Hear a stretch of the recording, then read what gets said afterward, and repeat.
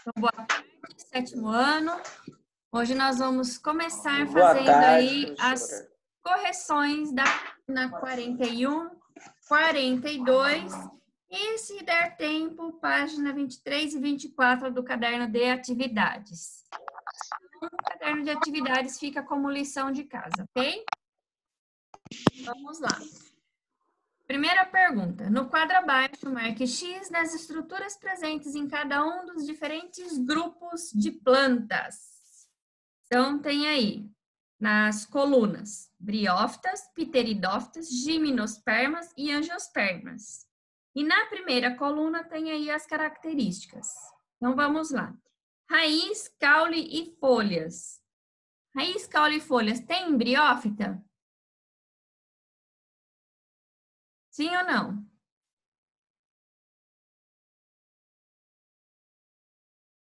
Eu preciso da resposta de vocês para que vocês possam aí participar da aula. Me respondam no chat. Sim, professor. Sim, professora. Raiz, caule e folha. Tem Não. briófita?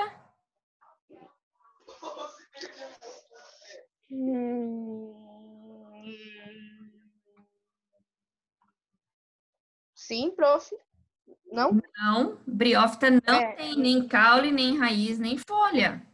Tá? Briófita é bem pequititinha. Pteridófita tem raiz, caule e folha? Sim. Sim. Gimnospermas tem raiz, caule e folha?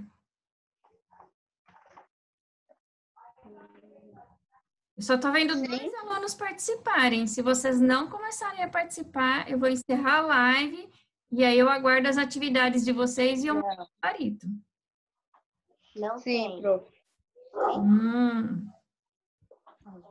Gimnosperma tem raiz, caule e folhas. Gimnosperma tem raiz, caule e folhas? Sim. Sim. Né? Então, o único que não tem raiz, caule e folhas são as briófitas, ok? Vasos condutores de seiva. Briófita tem? Pteridófita tem? Pteridófita tem. Pteridófita tem vaso condutor. Gimnosperma tem vaso condutor? Sim.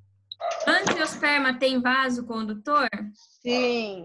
Sim. Sementes. Briófita tem sementes? Não. Não. Briófita tem esporo. Pteridófita tem semente? Não. Não. Pteridófita tem esporo. Gimnosperma tem semente? Sim. Sim. Angiosperma tem semente? Sim. Sim. Frutos. Briófita tem frutos? Não. Não. Pteridófita tem fruto? Sim. Não. Não. Gimnosperma tem fruto? Sim. Não. Não. Angiosperma tem fruto? Tem. Sim. Sim. Então, como é que ficou o nosso quadro? Pteridófita tem raiz, caule e folhas e possui vaso condutor de seiva. Gimnosperma tem raiz, caule e folha, tem vaso condutor de seiva, tem semente, mas não tem fruto. Angiosperma tem tudo. E briófita não tem nenhuma dessas características, ok? Tudo bem? Então, ó, só para vocês lembrarem, eu vou mostrar com a apostila mesmo essas características para vocês poderem lembrar. Olha só, isso daqui é o musgo, tá vendo? Ó, ele é esse matinho pequenininho aqui, ó. Ela tem isso daqui numa foto ampliada, mas isso daqui tem no máximo 1 centímetro de comprimento. É bem pequenininho, ó, ele é desse tamanhozinho, pequenininho, tá? Então, não tem raiz, não tem folhas, tá? A folhinha dela é tão pequenininha que a gente chama de folíolo, tá? Não é uma folha verdadeira, ok? Ó, aqui na planta, tá vendo? Ó, quando a gente olha, ó, que eu falei para vocês que parece um tapetinho na planta, né, no chão, ó. É isso daqui, ó. Quando você anda em parque, você vê nas árvores, né, esse tapetinho. Pteridófita, aqui, ó. Samambaia, tá? Esse daqui é um exemplo de cicadófita, mas é samambaia. Isso aqui que parece um tronco, não é tronco, tá? Isso daqui são as folhas que vai saindo uma enroscadinha na outra. O tronco, ele é subterrâneo, tá? O caule, né? Que é aqui, ó. É um caule chamado do tipo rizoma, fica embaixo da terra. E dele vai saindo as folhas, tá? Isso daqui é uma folha, tá? Tudo isso aqui é uma folha. Cada pedacinho desse daqui a gente chama de folíolo. E embaixo desse folíolo, dessas folhinhas, a gente tem essas bolinhas aqui que são chamadas de soros, tá? Esses soros aqui, eles são cheinhos de esporos. E aí, quando chove, esses esporos são carregados pela água, tá? Cair no solo, vai formar uma estrutura chamada protalo, que vai brotar e vai fazer uma nova plantinha, ó, aqui outra espécie de samambaia, tá? Gimnospermas, né? Aqui, ó, árvores grande, porte grande, né? Precisa de vaso condutor para aqui na samambaia, embora geralmente as que a gente tem em casa tenha até uns 50 centímetros, mas precisa do vaso condutor para distribuir os nutrientes, senão ela não sobrevive, tá? Tem as samambaias gigantes, que eu falei para vocês, chegam até 2 metros de comprimento, 1,5 m, 2 metros.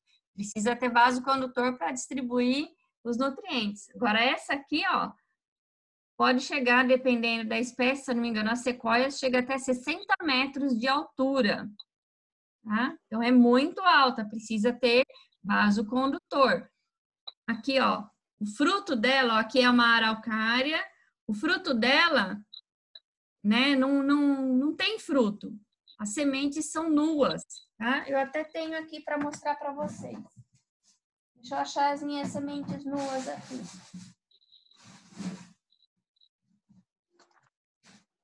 Ah, olha só, isso daqui são sementes de araucária, tá? Tá vendo, ó?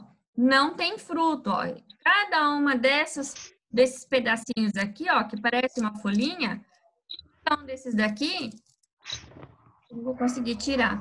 Cada um desse daqui é uma semente, tá? Ela vai se desprender daqui, se eu conseguir tirar. Isso, aqui. Cada uma dessa daqui é uma semente, tá? Então, as sementes ficam assim, todas grudadinhas, e não tem fruto, ok? Não vou descer, como fica longe a cozinha da minha casa, então eu não vou mostrar para vocês fruto, mas vocês já viram laranja, né? Que tem a sementinha no meio, goiaba, que tem a sementinha no meio. Aquilo são angiospermas, ó. Aqui, ó. O tucano comendo aqui a sementinha aqui da fruta, tá? Então, angiosperma tem semente, tem flor angiosperma, ó. Gimnosperma não tem flor, tá? Angiosperma só que tem, ok? Tranquilo? Vamos lá. Segunda pergunta. Explique a importância dos vasos condutores de seiva para as plantas. Eles são importantes porque vão distribuir água e nutrientes para toda a planta, ok? Quem não conseguir anotar o que eu estou falando, não se preocupe. Depois assiste a live que eu vou postar e aí copia, tá bom? 3. A briófita do gênero Sphagnum, né, que é o que no desenho, na imagem, pode formar enormes tapetes verdes. Alguém que está aí com o barulho, desliga o microfone, por gentileza. Acho que é você, Maria Eduarda. Professora 2. E a 2, professora? Eu acabei de responder, Pedro. Depois tá você bom. assiste de novo a live e aí você copia, tá? Recobrindo superfícies em locais úmidos. Se ela não apresenta sementes, como pode espalhar por áreas tão grandes? Como é que acontece aí para ela se espalhar? Quando ela está no seu estágio reprodutivo, né? Eu vou de novo lá na apostila. Aqui, ó, tá vendo essa cápsulazinha aqui? Isso é chamado de esporângio. Aqui dentro do esporângio fica cheio de esporos. E aí, quando chove, esse esporângio, ele se rompe, ele abre, libera os esporos na água, tá? E quando a água, ela vai se espalhar por toda a superfície, ó, a água se espalhando por toda essa superfície carrega junto os esporos. E aonde os esporos caírem, eles vão formar uma nova plantinha, tá bom? Então, é assim que ela se espalha aí por toda a superfície. 4. Ao observar a parte inferior das folhas de uma samambaia ornamental, uma pessoa constatou que elas apresentavam pontos alaranjados em toda a sua superfície.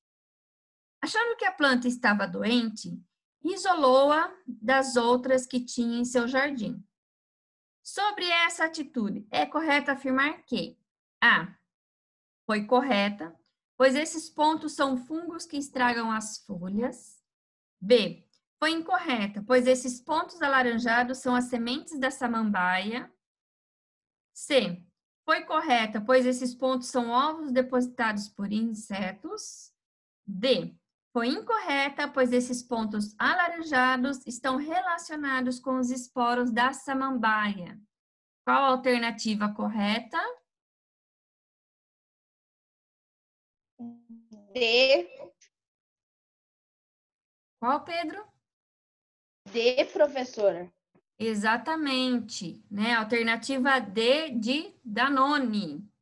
Então, foi incorreta, pois os pontos que ficam alaranjados embaixo da folhinha da samambaia é o soro, tá? Onde tá cheio aí de esporos, ok? 5. Em uma área pantanosa foram encontradas muitas espécies de briófitas, musgos, e de pteridófitas, samambaias. Todos os musgos eram pequenos, com poucos centímetros de altura. Já algumas das samambaias alcançavam até 2 metros de altura. Como você explicaria essa diferença tão grande de tamanho em espécies que vivem em um mesmo ambiente? É muito simples, né? O tamanho deles, além de estar relacionado com o ambiente que eles vivem, tem um outro detalhe. As briófitas não possuem vaso condutor de seiva e as pteridófitas, as samambaias, possuem. Então, justamente por ela ter aí o vaso condutor, é que ela consegue chegar a 2 metros de altura, porque o vaso condutor consegue levar os nutrientes por toda a planta, água, a glicose que ela precisa e outros nutrientes que ela precisa para sobreviver, ok? Eu sei que eu estou falando um pouquinho rápido, mas depois vocês vejam aí a live de novo, pegam as respostas aí com calma, devagarzinho, tá bom? 6, página 42. No Brasil, samambaias e avencas são facilmente encontradas no bioma floresta atlântica. Então, bioma floresta atlântica, caracterizado pelas chuvas constantes e pela temperatura geralmente elevada. Quando a gente viaja para o litoral, que a gente passa pelas regiões de serra, a gente vê bastante samambaia, né? Tem muita samambaia, principalmente quando a gente vai para o litoral norte, né? A gente passa ali pela Serra dos Tamoios, tem muita samambaia.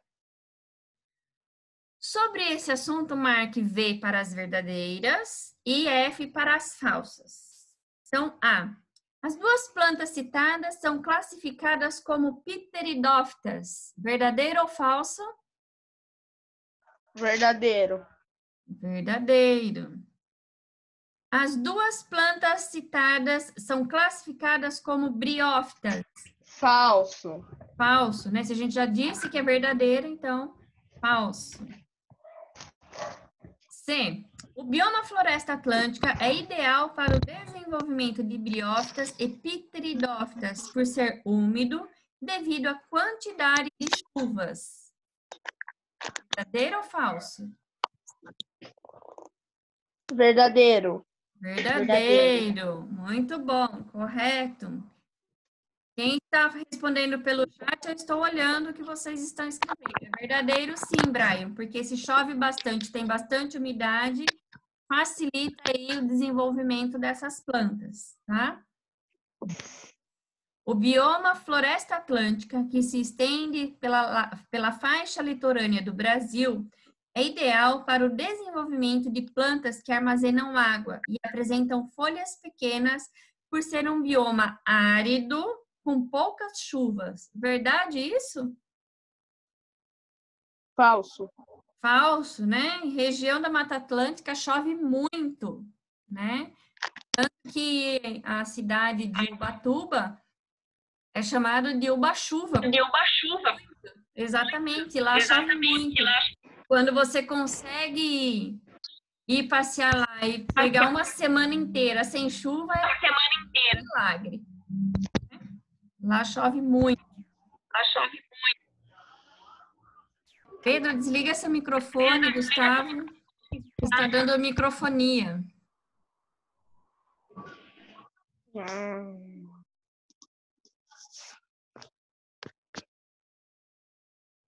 As briófitas, questão 7. As briófitas são consideradas espécies pioneiras, ou seja, geralmente são as que primeiro se desenvolvem em um ambiente.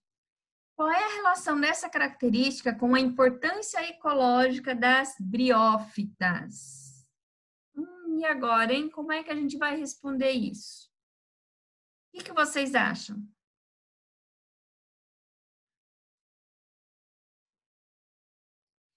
Bom, geralmente as samambaias são consideradas plantas pioneiras, por quê? Quando você coloca, quando você vai fazer um remanejamento, quando você vai fazer um reflorestamento, quando você vai cuidar de uma área que foi degradada, a gente planta primeiro as samambaias. Por quê? As samambaias, elas vão conseguir manter o solo úmido, tá? Com isso, vai acabar criando o ambiente ideal para as briófitas. Então, você tem aí a sombra que a briófita precisa, que é o que a samambaia vai fazer, e vai ter um solo úmido, que é o necessário aí para o desenvolvimento da briófita. Mais tarde, depois de um determinado tempo, você consegue encontrar as gimnospermas e angiospermas, tá? Mas isso é um processo lento de reflorestamento, né? Um processo lento aí de recuperação de um ambiente que foi danificado, ok?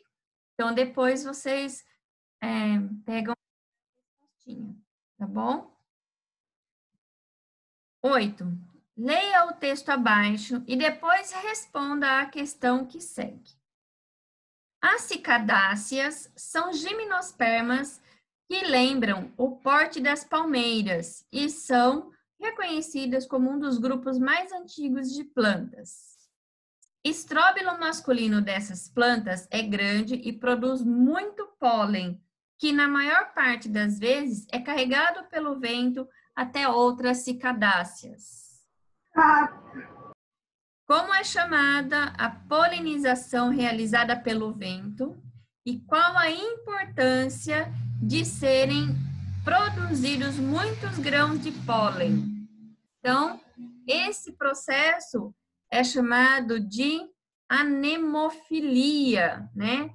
Esse processo aí de polinização é chamado de anemofilia. Nome estranho esse, né? Eu nem lembrava mais, eu tive que ler aqui, porque eu não lembrava o nome, tá? E por que é necessário uma grande quantidade? Para que, quando passar o vento, alguns desses pólens consigam realmente chegar na planta que tem um estróbilo feminino. Se eu tiver uma pequena produção, pode acontecer o quê? Quando bater o vento, esse vento não seja forte o suficiente e esse pouquinho de pólen cair no chão. E aí não vai chegar no estróbilo da planta feminina, não vai ter fecundação, não vai ter surgimento aí de uma nova planta. Então, precisa que esse pólen, né, seja produzido em grande quantidade. Então, conforme vai ventando, esses pólens vão sendo levados até que consiga chegar aí na planta feminina. Então, precisa de uma grande quantidade de pólen, porque senão não chega lá para fazer aí a reprodução das plantas, ok? 9. A seguinte curiosidade. A Titã arum, ou flor cadáver, exala um odor semelhante ao da carne em decomposição. Eu já vi uma planta dessa e realmente cheira muito mal. Esse cheiro é repugnante e até mesmo insuportável para muitos seres humanos, mas bastante atrativo para uma série de insetos como moscas, besouros e abelhas. A planta vive até 40 anos, florescendo somente cerca de 2 ou 3 vezes nesse período. Realmente, é uma planta assim, que quando existe uma possibilidade de a gente visitar um lugar que tenha essa planta florescendo, a gente tem que ir. Eu nem me lembro mais onde foi que eu vi a planta, não sei se foi no zoológico ou foi em algum parque que eu fui, mas já tem bastante tempo que eu consegui ver essa planta. Ela é realmente igual que está aqui. Ela é bem grande e cheira muito mal. Realmente tem um cheiro horrível, tá? As plantas que apresentam flores grandes e vistosas pertencem a qual grupo vegetal?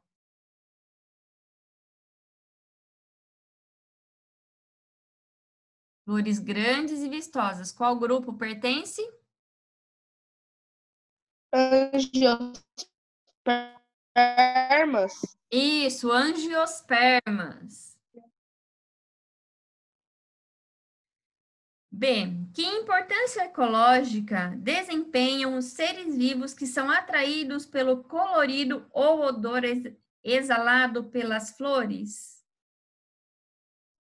É a renovação ecológica, professora? Não, Para que, A tipo, sobrevivência dos animais que precisam dela?